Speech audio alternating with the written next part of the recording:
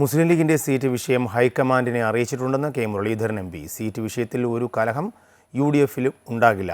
അവരുടെ ആവശ്യം ന്യായമാണ്. ഒഴിവുള്ളത് 2 സീറ്റ് മാത്രമാണ്. ലീഗ് സീറ്റ് വിഷയത്തിൽ തീരുമാനമുണ്ടാക്കിയാൽ സീറ്റ് വിഭജനം പൂർത്തിയാക്കും. വയനാട്ടിൽ രാഹുൽ ഗാന്ധി മത്സരിക്കണമെന്നാണ് പാർട്ടിയുടെ ആവശ്യമെന്ന് അദ്ദേഹം കോഴിക്കോട് പറഞ്ഞു. ആ തീരുമാനം അവരുമായിട്ട് ചർച്ച ചെയ്തതിൻ്റെ ഞങ്ങൾ ആ കാര്യങ്ങൾ ഹൈക്കമാൻഡിനെ അറിയിച്ചിട്ടുണ്ട്.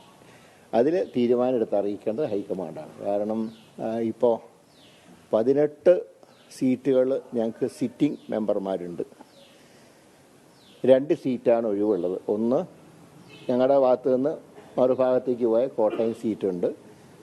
കഴിഞ്ഞ തവണ UDF പരാജയപ്പെട്ട ഏക സീറ്റായിട്ടുള്ള ആലപ്പുഴയുണ്ട്. കോട്ടയം സീറ്റ് സ്വാഭാവികമായിട്ടും മുന്നണിയിൽ ഉറച്ചു നിന്ന കേരള കോൺഗ്രസ്സിന് ഒരവകാശവാദം ഉന്നയിച്ചിട്ടുണ്ട്. അത് അവർക്ക് നൽകേണ്ടി വരും. പിന്നെ ആ ഒരു സീറ്റേ ഉള്ളൂ ആലപ്പുഴ. അപ്പം അങ്ങനെയൊക്കെയുള്ള സാഹചര്യത്തിൽ ഞങ്ങൾക്ക് 18 സീറ്റിലും സിറ്റിംഗ് MP-മാരുള്ളൊരു സാഹചര്യത്തിൽ ആ തീരുമാനം അതിലെന്തെങ്കിലും മാറ്റം വരുത്താൻ ഞങ്ങൾക്ക് അധികാരമില്ല, അവകാശമില്ല. അതുകൊണ്ട് ആ തീരുമാനം ഡൽഹിക്ക് അറിയിച്ചിട്ടുണ്ട്.